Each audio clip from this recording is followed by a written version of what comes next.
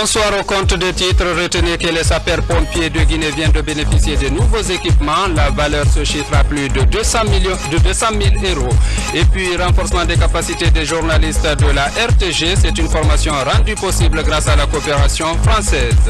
Sport, football, la Guinée affrontera demain le Ghana. C'est au compte de la 4e journée des éliminatoires de la CAN 2015. C'est tout pour les titres. Dans quelques instants, les détails.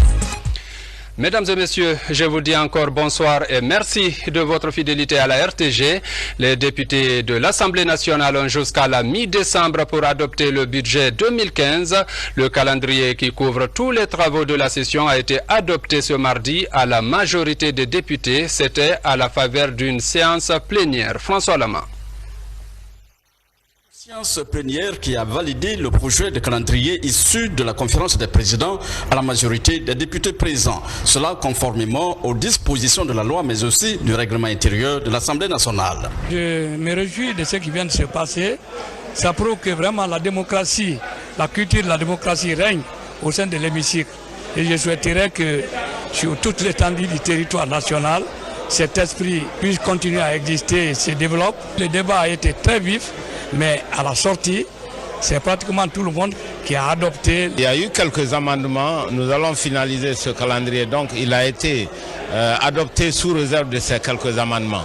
On va le prolonger de quelques jours, tout en restant dans les limites de la Constitution et des règlements, puisque tous les ministres vont passer à l'Assemblée nationale, soit en commission, soit en plénière. À la demande de plusieurs députés, il est prévu dans ce calendrier adopté l'examen de textes relatifs au code électoral, mais aussi à la CENI.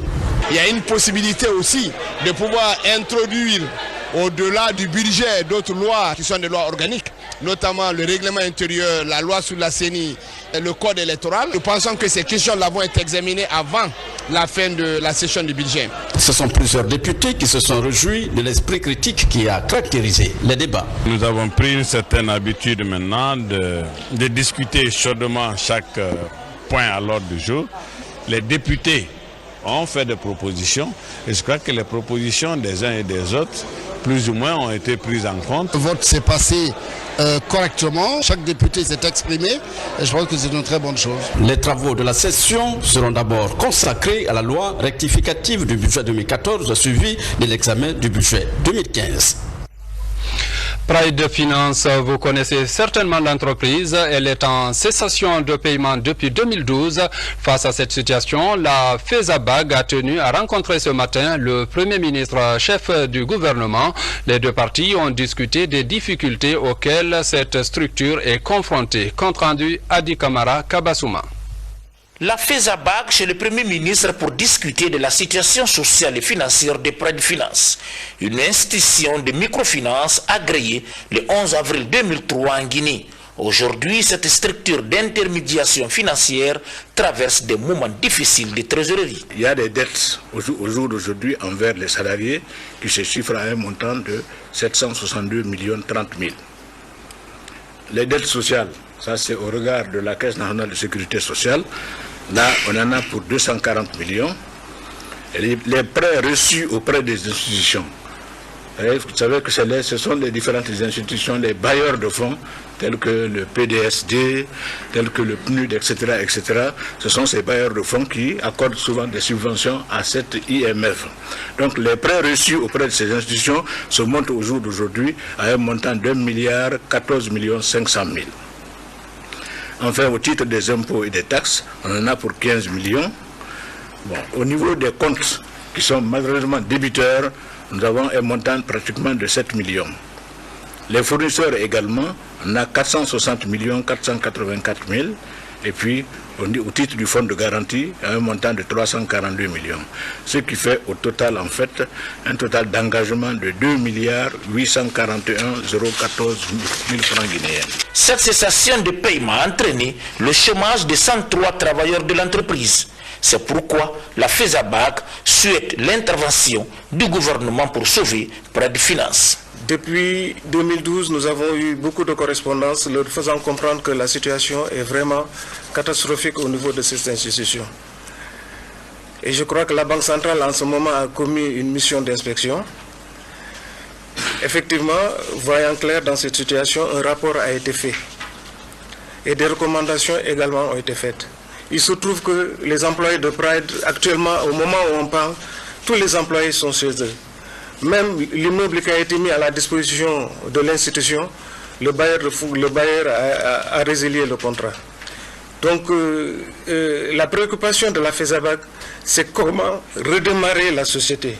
Le Premier ministre a tenu compte de certains paramètres liés à l'apparition de la fièvre hémorragique à virus Ebola en Guinée qui frappe de plein fouet l'économie nationale pour demander un cadre de concertation assorti d'un mémo pour situer les responsabilités de cette mauvaise gestion. Quand une banque, une structure comme celle-là a des problèmes, qui doit taper sur la table, qui doit dire arrêtez, et qui doit prendre des mesures pour que la situation n'empire pas. Ce qui est encore dans le flou. Cet avis de grève vient au mauvais moment. Je crois que le moment est très mal choisi. Vous êtes des Guinéens comme nous. Il faut que nous disons certaines choses entre nous. Au jour d'aujourd'hui, le gouvernement est préoccupé par cette affaire d'Ebola, qui n'est pas une petite affaire. Tous les jours que Dieu a créé, Ebola nous relève des surprises, tant son impact sur l'économie est grand. Les emplois doivent être sauvés en tout temps. Ça, c'est le devoir du gouvernement, c'est le devoir de nous tous. Mais il faut savoir le contexte et la façon dont il faut agir. Qu'est-ce qui est important pour nous aujourd'hui? Franchement, c'est de trouver des moyens de déplacement. C'est de trouver des médicaments, c'est de créer des centres. Parce que Ebola, contrairement à ce que nous avons pensé, tous les problèmes aujourd'hui nationaux deviennent secondaires par rapport à cette lutte que nous devons gagner. Il y va de la survie de notre pays. Pas seulement en tant qu'être humain, mais en tant que société et économie. Toutes les perspectives économiques semblent dérivées. Il faudrait plutôt parler de sauver la nation guinéenne, la Guinée. C'est pourquoi, quelle que soit l'acuité de ce problème, je voudrais d'abord que vous renoncez à cette grève qui vient au très mauvais moment. Je demande à ce que vous revoyiez votre position. Nous allons, autour de la table, voir tout ça. Par le dialogue, par la concertation, nous pouvons arriver à bout de toutes choses. On va établir les responsabilités. De ce qui est arrivé à la Badam, de ce qui est arrivé. On s'assoit, on attend qu'il y ait la faillite, qu'il y ait des problèmes, pour demander au gouvernement de jouer aux pompiers. Alors, qui devrait faire quoi? Ça va être établi, avec impartialité. Je crois que ça me semble être le cas, parce qu'on ne peut pas s'asseoir et laisser une situation comme ça courir pour demander au gouvernement de venir jouer aux pompiers à la dernière minute. Ça, je me refuse à ça. Mais, ce que nous avons en commun, c'est la lutte pour la survie de l'économie et de la société guinéenne. Mohamed Seydou Fofana a annoncé qu'une commission interministérielle sera mise en place afin d'examiner minutieusement la situation financière de Pride Finance. Comme je vous le disais dans les titres, des véhicules et du matériel de protection pour les sapeurs-pompiers de Guinée. La valeur est estimée à plus de 200 000 €. C'est un geste de l'Union européenne et de la coopération française qui vise à renforcer les capacités opérationnelles des soldats du feu dans notre pays. Abdul Karim Kamara a suivi la remise de ces équipements. Voici son compte-rendu. Parents pauvres depuis plusieurs années au sein du dispositif de sécurité. Aujourd'hui, la protection civile rentre dans le club très fermé de la police guinéenne. Ces hommes viennent de bénéficier d'un soutien logistique afin de renforcer leur capacité d'action. Des équipements offerts et financés par l'Union européenne à travers la coopération française. Ils sont composés de 10 véhicules et d'un lot d'instructions au secourisme. L'Union européenne s'est engagée en août 2013 dans ce projet doté d'une enveloppe globale de 2,9 millions d'euros. Près de 26 milliards de francs guinéens. Il s'est fixé pour ambition de renforcer les capacités opérationnelles de la protection civile en Guinée pour accroître son rayonnement et contribuer à une meilleure efficacité globale. On avait un manque de matériel, donc l'acquisition de ces matériels permettra aux soldats du feu d'être sur le terrain. Donc c'est ce qui est réconfortant. Le matériel de secourisme comprend entre autres des mannequins, des matelas de décompression ou encore des attelles.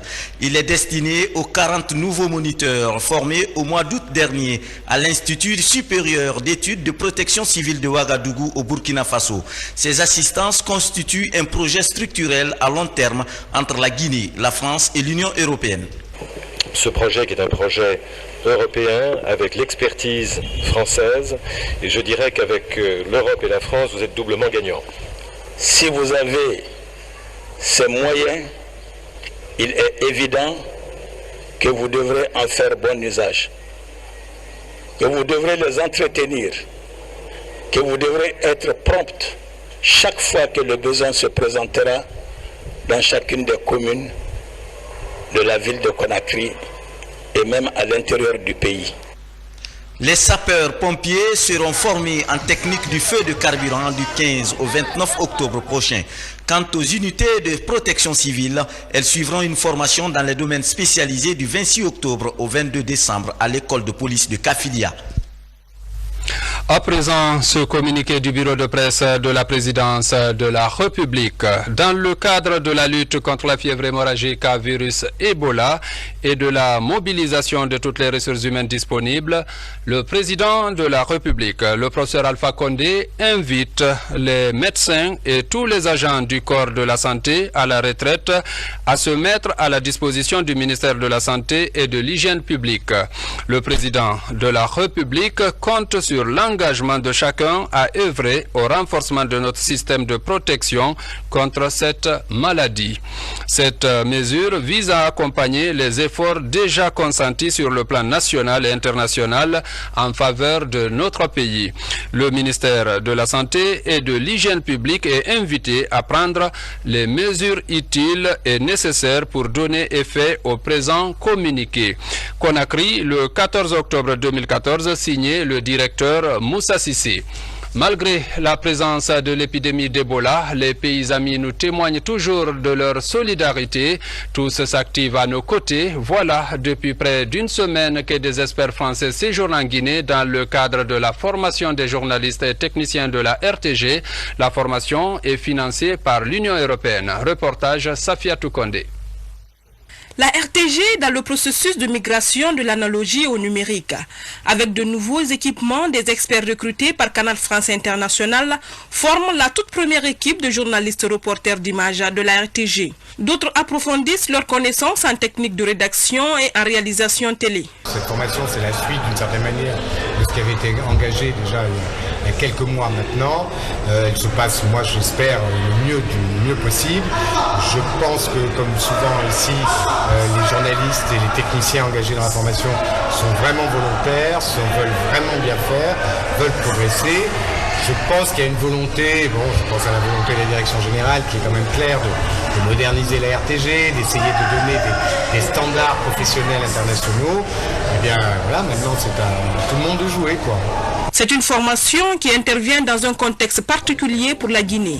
Le pays fait face à l'épidémie d'Ebola, une épidémie qu'on peut bien éviter en respectant les mesures d'hygiène. D'abord, je crois qu'il ne faut pas nier la maladie elle-même. Il y a bien une épidémie en cours, il faut donc être prudent, il faut donc s'assurer qu'on prenne toutes les précautions, que les autorités guinéennes imposent aussi à la population. Donc là-dessus, on suit à peu près ce que fait la population. Moi, je pense qu'il y a effectivement un effet d'emballement. Les amis français qui d'aventure voudraient venir en Guinée, d'y venir sans problème, simplement, évidemment, en prenant des précautions qui sont liées à une maladie en cours. Alors que la psychose gagne du terrain et empêche certains de fréquenter les pays touchés par la maladie, ces experts de CFI sont décidés à aider la télévision guinéenne. La première étape de la formation prendra fin demain. Les semaines à venir, un autre module de formation sera enseigné aux journalistes. La Guinée reste donc fréquentable. Il faut d'ailleurs rassurer que le combat contre Ebola se poursuit activement à travers des campagnes d'information et de sensibilisation. C'est le cas notamment à Massanta, dans la région forestière, où le ministre de la Pêche et de l'Aquaculture a animé des meetings de sensibilisation pour rassurer les populations sur l'existence de l'épidémie. Une occasion mise à profit par Luceni Camara pour rétablir également la confiance vis-à-vis des humanitaires. Reportage Moussa Komara. Après Gekedou, Macenta est le deuxième épicentre de l'épidémie de la fièvre hémorragique à virus Ebola. Ici, la quasi-totalité de la population ne croit pas à l'existence du virus, alors que l'épidémie a tué plus de 300 personnes. Le ministre de la Pêche et de l'Aquaculture vient sensibiliser la population sur l'existence de la maladie et les mesures à prendre pour l'éviter. Cette démonstration, c'est pour prouver au peuple de Guinée que c'est des hommes qui sont dans cette tenue, c'est des Guinéens qui sont dans cette tenue, c'est leurs frères et leurs sœurs qui sont dans cette tenue et qui viennent pour leur sauver la vie. Parce que pulvériser une concession, c'est sauver la vie à d'autres Guinéens. Arrêtons Ebola. N'écoutons pas les désinformateurs. Le taux de contamination et de mortalité de l'épidémie reste élevé dans la préfecture de Macenta. Cela est dû à l'hostilité des populations aux humanitaires et à l'intoxication. Dans les quartiers comme Mohamed V, Boa ou Patrice Lumumba, l'épidémie a décimé des familles entières. Les spécialistes de la santé rassurent les habitants que l'épidémie peut être guérie si elle est déclarée à temps. Lorsqu'on a Ebola, on peut bel et bien guérir d'Ebola. Et c'est en deux sens. Lorsqu'on va accepter d'abord la maladie Ebola et lorsqu'on va consulter très tôt dans un centre de prise en charge, on a une forte probabilité d'être guéri. Président de la désinformation, aujourd'hui le rideau est tombé. À travers cette sensibilisation, la population s'engage à vaincre l'épidémie avec les partenaires de santé. Ces propos réconfortent l'autorité préfectorale. Aujourd'hui, sa démonstration faite devant le public de Macenta m'a reconforté et m'amène à dire que désormais Ebola est en train de faire ses valises pour partir de Macenta. Pour l'heure, le manque de kits de protection dans la localité et de moyens de déplacement pour les agents de santé sont perceptibles. Les partis politiques appuient à leur tour l'effort national de riposte contre Ebola. Récemment en région forestière, c'est le GPT qui a procédé à la distribution des kits de protection aux populations. Reportage Sa Amara Tolno. Voilà la caravane de sensibilisation et de prévention contre Ebola du Parti Guinée pour tous, GPT. Première escale, la région forestière, principal foyer de l'épidémie. À Kissidougou, Yendem Ilimou Gekedou, Macenta et Zérékouré, la mission de GPT offre des kits d'hygiène aux populations pour se protéger contre cette maladie.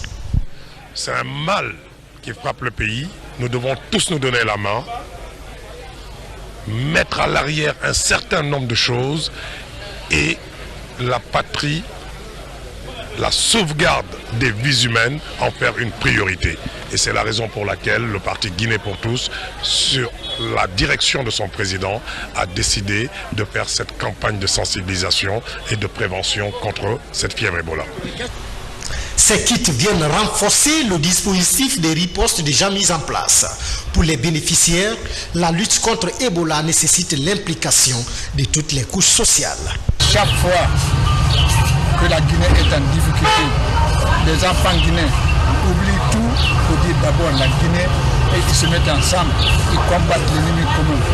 Et aujourd'hui, effectivement, nous nous trouvons devant une telle situation. L'Ebola n'est pas Soussou, l'Ebola n'est pas Peul, l'Ebola n'est pas Tissé, l'Ebola n'est pas Guergier. Ebola est venu pour... C'est une maladie qui attaque tout le monde. Et c'est pour ça que tout le monde doit se lever pour combattre l'Ebola.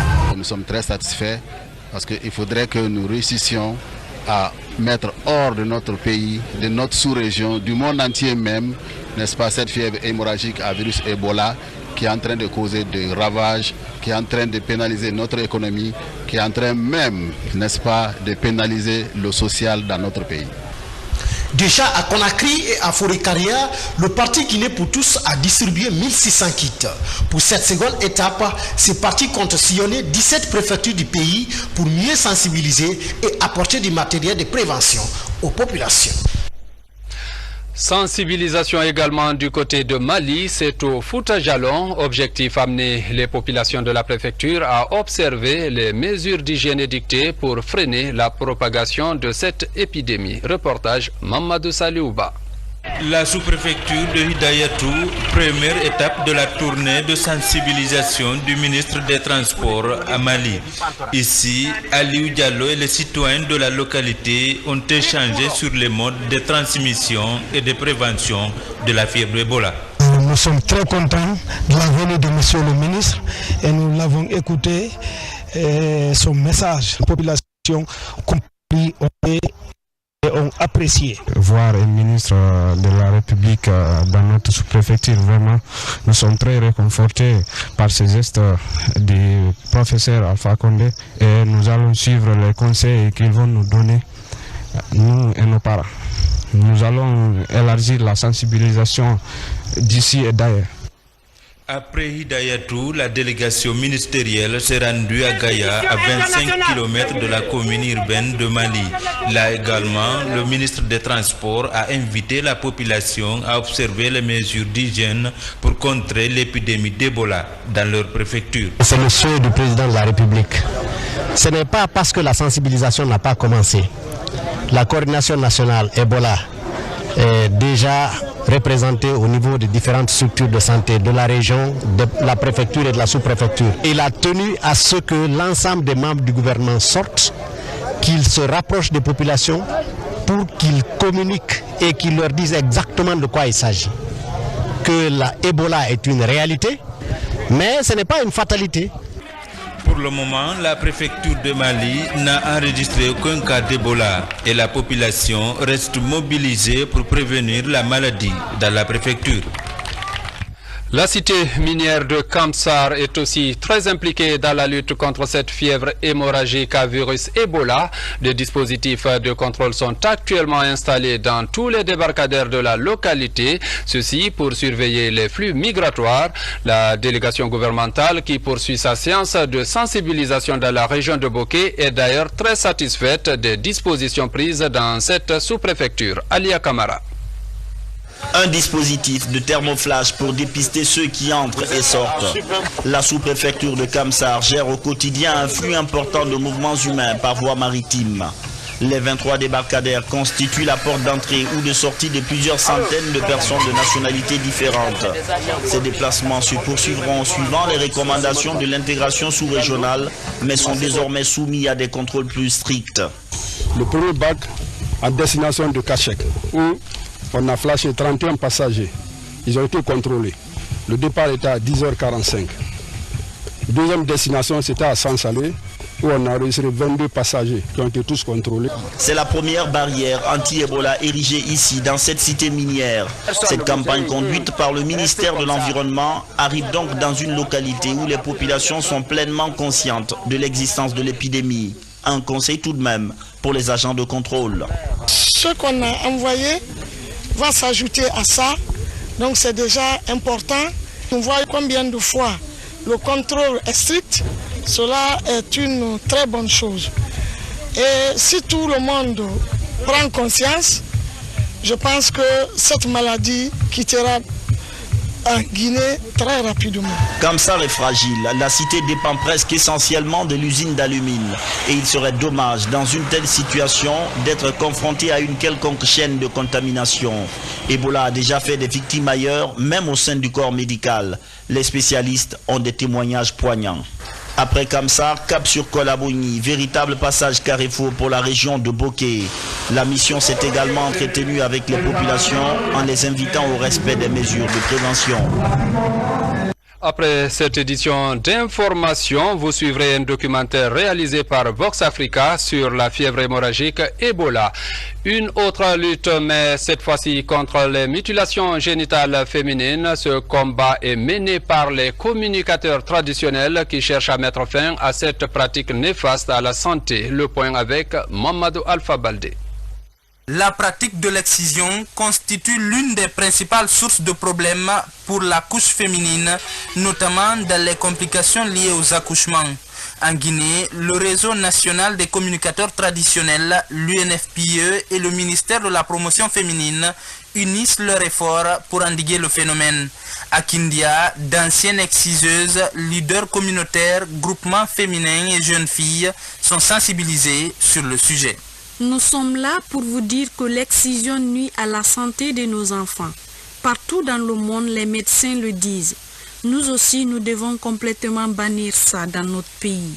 C'est pour le bien-être de nos enfants. Cette campagne de sensibilisation du Renacort a permis d'observer des dépôts de couteaux d'anciennes exciseuses. Elle s'engage désormais à œuvrer contre les mutilations génitales féminines. Nous avons beaucoup appris avec cette sensibilisation. L'excision n'est pas bonne pour nos filles. Je crois que c'est vraiment le moment d'arrêter. Réalisée dans les régions de l'Abbé et Kindia, cette campagne de sensibilisation devrait contribuer à l'abandon des mutilations génitales dans notre pays. Les chantiers de l'indépendance suscitent de vives émotions dans la ville Carrefour. Cette fois, c'est au tour des femmes de manifester leur reconnaissance au chef de l'État, professeur Alpha Condé, dont la politique de délocalisation des festivités modernise progressivement les villes de l'intérieur du pays. Au nombre des grands chantiers, on peut citer la construction des grands marchés qui touchent directement les femmes. Le point avec Habib Thiam. Elles sont les représentantes de plus de 500 femmes qui adhèrent à la politique du chef de l'État pour cause la construction de ce grand marché de Pépé Calais à Almamia. Il figure parmi les grands chantiers de la fête d'indépendance à Mamou. Attendu à Pétel et notre quartier de Mamou, l'envoyé du chef de l'État est accueilli dans l'effervescence. Très spontanée, la manifestation est organisée par un groupement de femmes engagées dans l'assainissement de la ville. Nous sommes très fiers de notre président Alpha Condé. Les bâtiments qu'on est en train de construire présentement à Mamou depuis 1958 jusqu'à nos jours, on n'a jamais vu Mamou avec cette bonne mine. Quand tu es à Mamou aujourd'hui, tu diras que tu es en Europe. C'est la deuxième fois que je rencontre les différents groupes de femmes qui adhèrent aux idéaux du chef de l'État.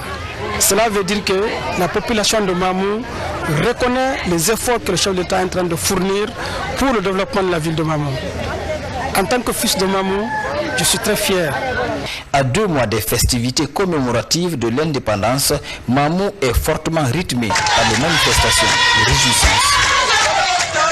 Sport football, il faut dire qu'au compte de la 4e journée des éliminatoires de la CAN 2015, le Sili livrera demain au Ghana le second face-à-face de la double confrontation qui l'oppose au Black Stars du Ghana. Lors du premier match, les deux équipes avaient fait un but partout. Le commentaire est signé Oumar Dieng. Les Guinéens avaient joué trop timide au cours de la première période de ce Guinée-Ghana du samedi 11 octobre 2014 au stade Mohamed V de Casablanca. Et les Ghanéens plus entreprenants en première période inscrivent dès la 24e minute un but du capitaine Guillaume Asamoah et s'en vont à la pause avec cette légère avance. Mais ce but qu'il ne fallait pas encaisser n'a fait que galvaniser l'engagement des coéquipiers de Ibrahima Traoré, le capitaine du jour du Sili national, qui égalise à la 80e minute et concrétise une domination guinéenne qui aurait pu aggraver le score sur de nombreuses occasions ratées dans une fin de match électrique. Je pense en prenant beaucoup de risques, en prenant des initiatives et on voulait absolument gagner le match. Ça s'est vu même après l'égalisation qu'on ne jouait pas pour le match nul. On a bien joué tactiquement, ils sont parfaits, on a marqué un but. Et deuxième mi-temps, c'est les coachs de Guinée, ils sont changés beaucoup tactiquement et il amène 2 joueurs qu'il a fait la différence de l'équipe. Et voilà, j'ai rien du tout. On va au Ghana, on va se voir les héros et tout qu'on a fait. Et après, on se voit au mercredi. C'est bien, mais on aurait pu espérer encore un peu plus. Maintenant, on sait aussi que cette équipe du Ghana, chez elle, va vouloir montrer un autre visage sûrement, quoi. Et on sait que cette équipe a de la qualité, donc il faut qu'on se prépare bien récupérer. Surtout avoir des bonnes nouvelles parce que Florentin a fini un peu avec une gêne à la cuisse, donc c'est un peu ce qui me préoccupe ce soir. Les matchs Ghana-Guinée et Togo-Ouganda de demain mercredi 15 octobre s'annoncent donc très décisifs dans ce groupe E où le classement est très serré à la différence des points. Avec le Ghana en tête avec 5 points, la Guinée et l'Ouganda se trouvent à 4 points et le Togo à 3. Mesdames et messieurs, c'est la fin de cette édition. Merci de l'avoir suivi et bonsoir.